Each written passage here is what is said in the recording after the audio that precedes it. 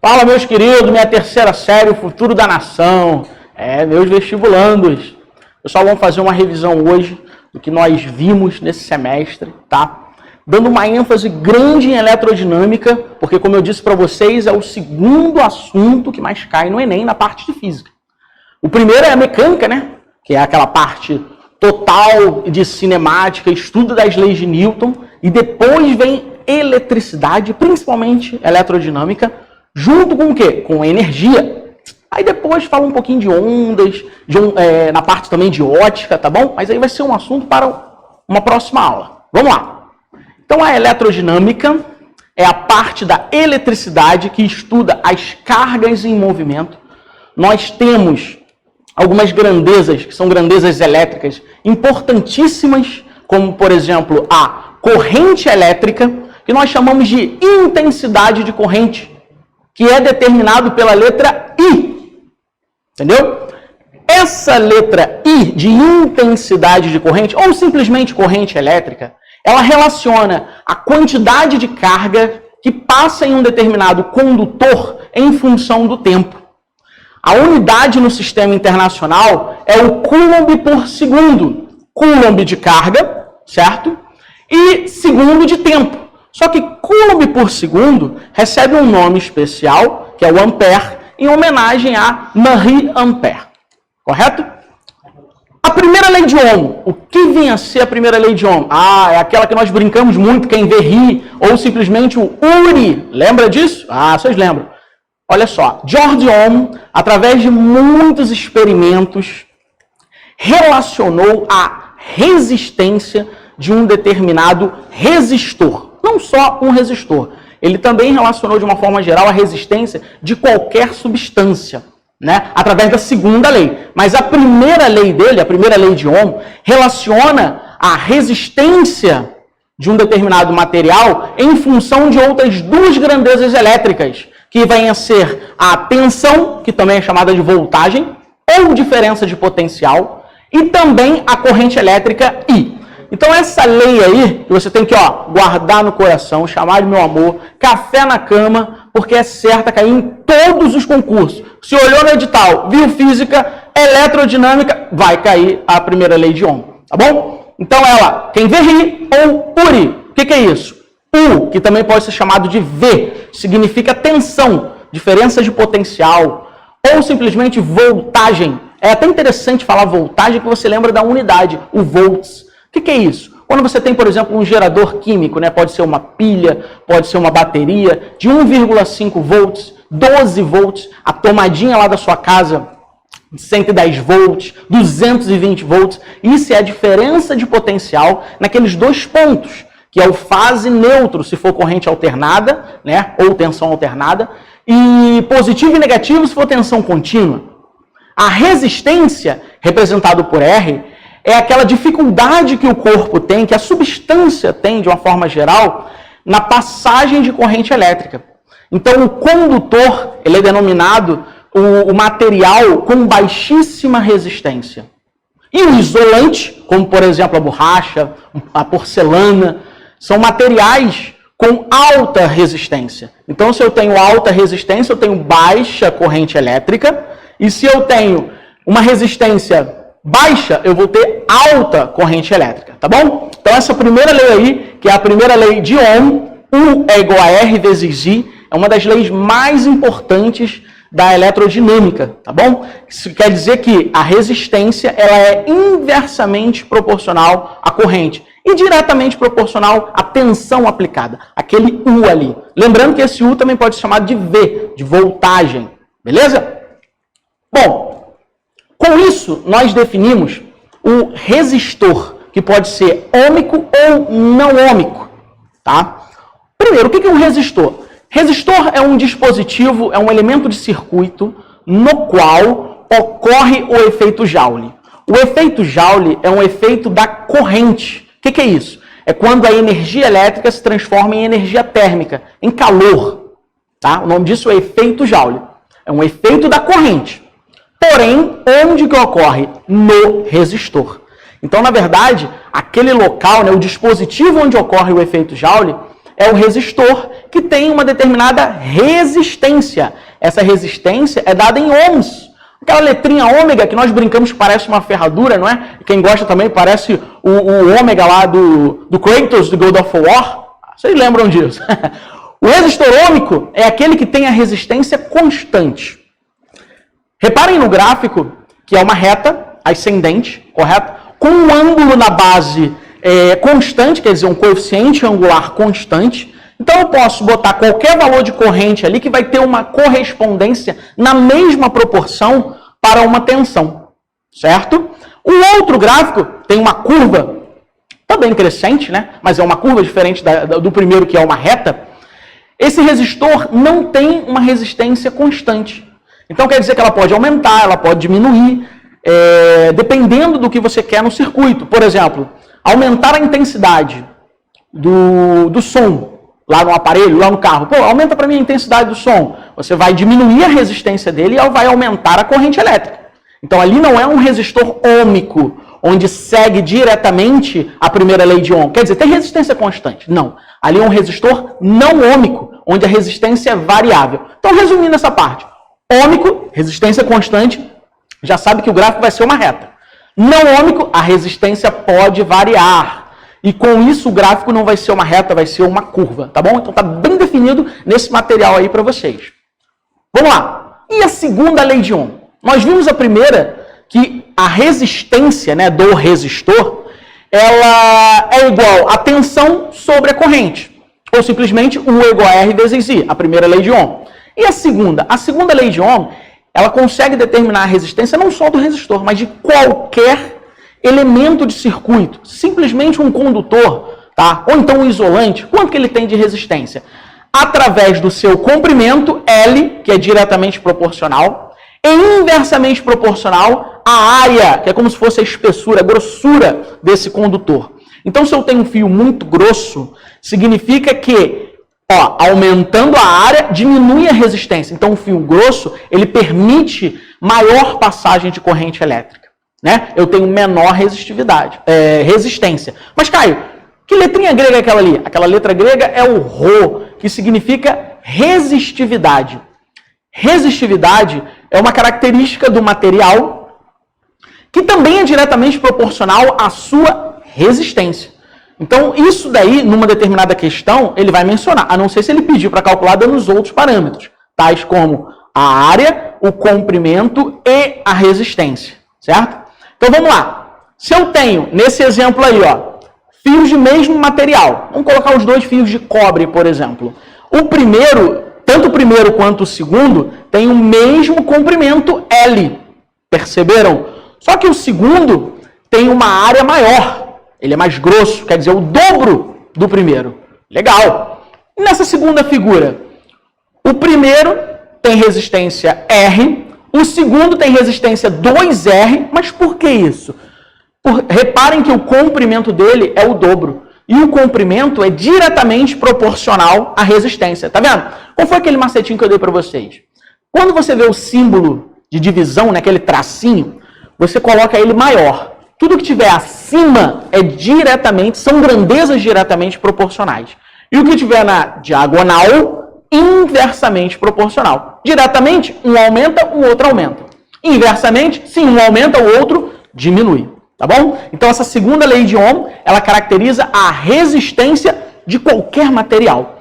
Depende do material, que é a resistividade, do tamanho dele, em termos de comprimento, e da espessura dele, que é aquela área ali. Bom, fica bem definido esse slide aí para vocês. Vocês têm esse material.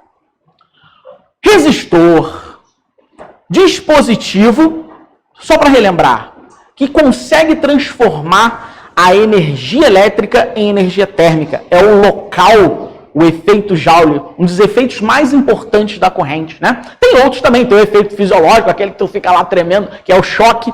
Nós temos o efeito magnético, não é isso? Os motores funcionam graças ao efeito magnético, que por onde passa uma corrente elétrica, no envoltório eu tenho um campo magnético, tá bom? Nós temos também, além do efeito térmico, o efeito luminoso, que é onde passa essa energia elétrica parte dela pode se transformar em energia luminosa, princípio das nossas lâmpadas, né? Principalmente a incandescente, aquela lâmpada que parece uma pera, lembra? O efeito químico também da corrente, quando você utiliza a corrente elétrica para determinadas reações químicas. Enfim, e o efeito térmico, que é o mais estudado, por que ele é o mais estudado? Porque ali vem a sequência de resistores. E esses resistores, eles podem ser associados em série ou em paralelo. E se você botar as duas juntas, é uma associação mista. Mas, na verdade, a associação mista depende do que você entendeu em série e em paralelo. A primeira associação é a associação em série. É a mais fácil. Por quê? Nesse tipo de associação, os resistores são ligados um seguido do outro. Como assim? Ó, eu pego aqui o meu amigo e vou colocando a mão, um de um lado e outro do outro.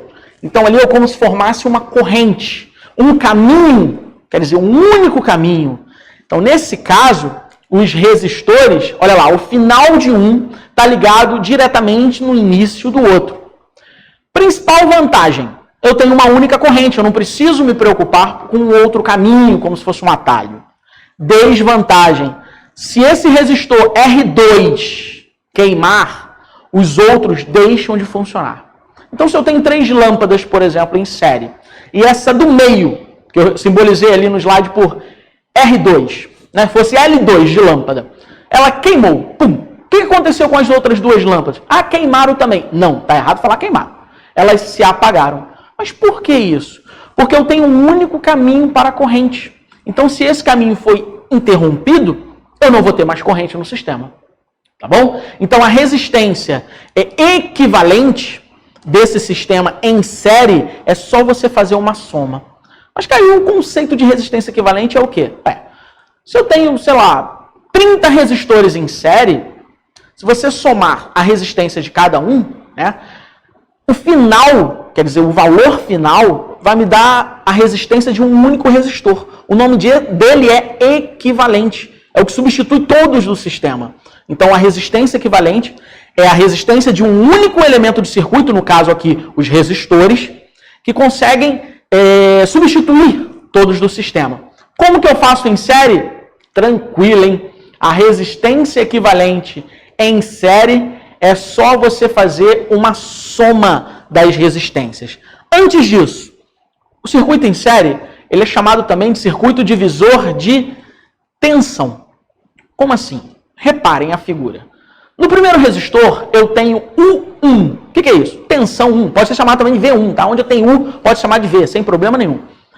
No segundo resistor, U2. No terceiro resistor, U3. Ah, Caio, mas aí você botou I1, I2 e I3. São 3 correntes? Não.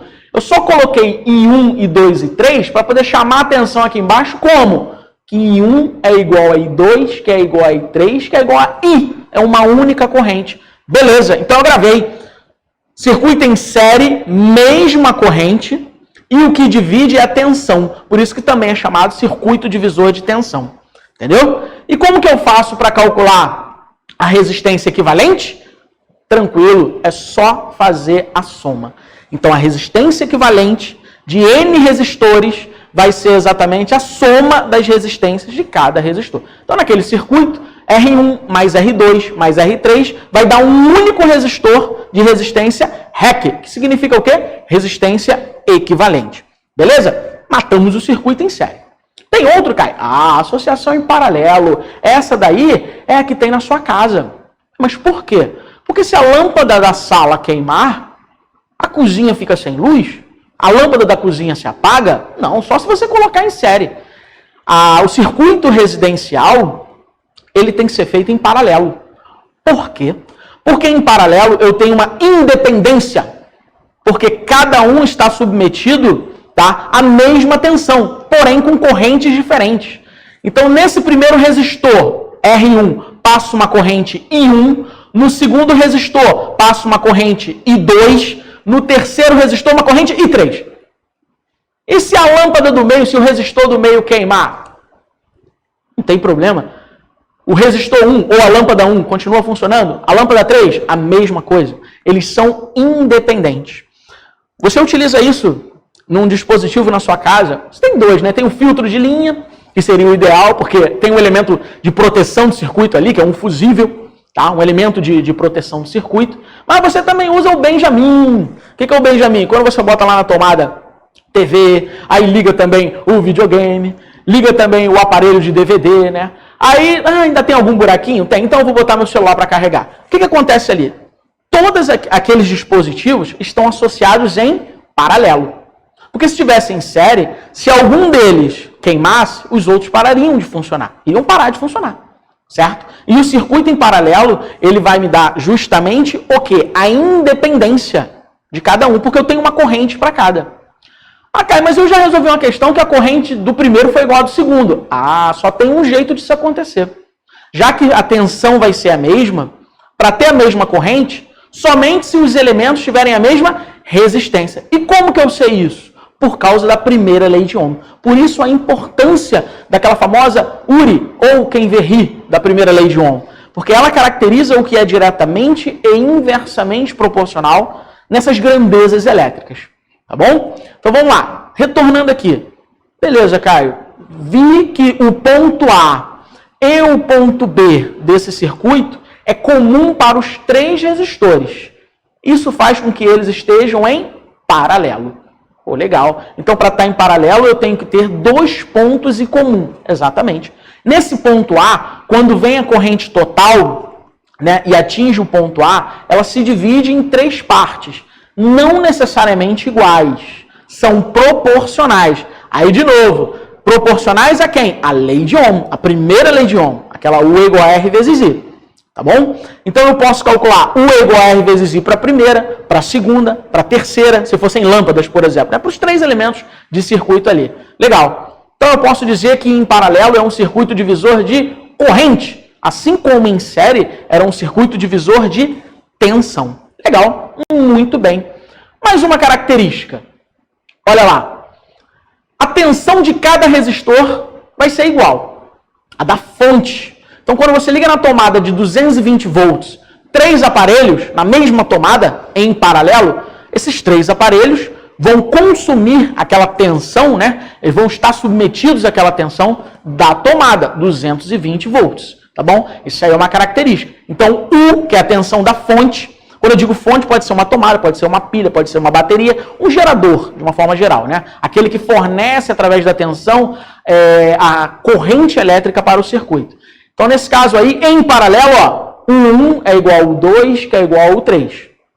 E as correntes? Elas são divididas em 1, e 2 e 3, que somadas vão me dar a corrente total. Caio, como que eu calculo a resistência equivalente? A resistência equivalente, ela é calculada pela soma dos inversos. E, diferente da resistência equivalente em série. Em série, era só você somar. REC é igual a R1 mais R2 mais R3 e assim vai. Em paralelo, 1 sobre REC é igual a 1 sobre R1 mais 1 sobre R2 mais 1 sobre R3 e assim vai. Toma cuidado. É uma soma de frações. Tem que fazer o quê? O MMC. Tá bom? Olha só. Tem 2 macetinhos para resistência em paralelo. Por exemplo, se eu tenho resistores iguais em paralelo, é só você, para você achar a resistência equivalente, é só você pegar o valor do resistor e dividir pelo número de resistores iguais. Por exemplo, eu tenho 10 resistores em paralelo, tá? Em série dá para fazer? Não, porque em série é só somar, então não tem macete nenhum. Somou, acabou. Fez lá a soma algébrica, acabou. Então, retornando, eu tenho 10 resistores em paralelos, cada um com uma resistência de 30 ohms. Como que eu faço isso? Mole, cara. 1 sobre REC é igual a 1 sobre 30 mais 1 sobre 30 10 vezes. Ei, não, faz assim não. Vai dar trabalho. Precisamos de tempo. O que nós vamos fazer? Quando são iguais, o valor da resistência equivalente vai ser o valor do resistor, no caso ali deu 30, dividido pelo número de resistores iguais, em paralelo. Quantos são? Ah, eu falei 10. Então 30 por 10 dá 3. Interessante. Então eu posso relacionar que 10 resistores em série, cada um valendo 30 ohms, pode ser substituído por um único resistor de quanto? 3 ohms. Pô, legal, Caio. Então eu percebi que na soma a resistência equivalente dá mais. Sim, correto. Já que você está fazendo uma soma algébrica. E não existe a resistência negativa para poder diminuir a resistência do sistema. São só valores positivos. Então, o valor final vai ser maior. Boa observação. Só que quando eu somo os inversos, o valor final vai ser menor. Então, quer dizer que a resistência equivalente em série ela é maior e a resistência equivalente em paralelo ela vai dar menor para os mesmos resistores? Sim. Esse é o problema do Benjamin. Quando você liga muitos aparelhos em paralelo, eu diminuo a resistência equivalente. Mas isso não é bom, Caio? Mas eu aumento a corrente. E qual o principal efeito da corrente? O efeito Joule quer dizer aquecimento. Então, se eu diminuo a resistência e aumento a corrente, tem que tomar muito cuidado para não ter o quê? Um foco de incêndio ali, já que o circuito vai aquecer. Tá entendendo? Então, se você quer, por exemplo, promover um circuito que tenha maior aquecimento, você vai colocar resistores em paralelo. E com isso, você vai diminuir a resistência equivalente e aumentar diretamente proporcional à corrente elétrica. Beleza? Então, circuito em série, circuito em paralelo. E quando você associa os dois, você tem um circuito misto, ou simplesmente uma associação mista. Certo? Tem um outro macetinho também, que é quando você tem dois resistores, apenas dois em paralelo. Dá para fazer o produto sobre a soma. Como assim? Por exemplo, o resistor 1 vale 3 ohms e o resistor 2 vale 6 ohms. Beleza? Então, a característica importante do circuito em paralelo. O que nós temos? A divisão de corrente. Assim como o circuito em série divide tensão, o circuito em paralelo divide corrente. Certo? E a resistência equivalente, o resistor equivalente, como que eu calculo ele? Vai ser a soma dos inversos. Reparem a fórmula. Nós temos que, em série, você faz uma soma algébrica tranquilamente. É REC, que é a resistência equivalente, R1 mais R2 mais R3 mais R4 e assim vai.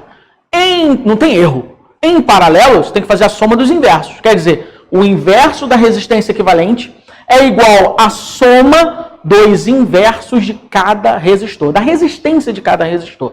Toma cuidado, soma de frações tem que fazer o quê? MMC. Caio. MMC, quando aparecer um número com vírgula ali, uma raiz, isso daí vai ficar um pouco complicado. Tem alguns artifícios.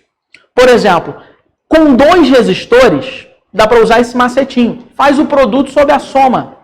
Como assim? R1 vezes R2 sobre, dividindo, R1 mais R2. Por exemplo, um resistor de 3 ohms e um resistor de 6 ohms, você pode fazer 3 vezes 6, que vai dar 18, e dividir pela soma. 3 mais 6, que dá 9. 18 por 9, deu 2, é o valor da resistência equivalente. E se eu tenho 4, Caio? Posso fazer o produto dos 4, soma dos 4? Não, você vai fazendo de 2 em 2, tá? Que é um método para não se preocupar muito com o MMC, tá ok? Mas aí fica à vontade. Se você não tem muito problema com o MMC, pode fazer sem problema nenhum, logo de uma vez. Outro macetão. Se eu tenho resistores iguais em paralelo, em série eu nem falo iguais, que é só somar.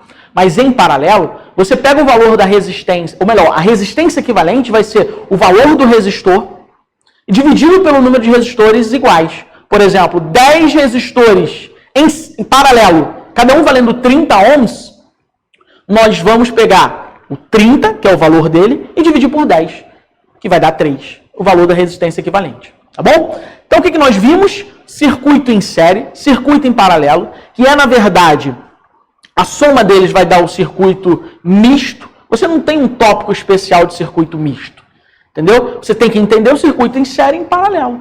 O circuito série seria o divisor de tensão, o circuito em paralelo, o divisor de corrente. Beleza, aquele que tem a independência no circuito. Tá bom? Tranquilo? Então, muita saudade de vocês, um grande abraço. Até o nosso próximo encontro aí, meus amigos.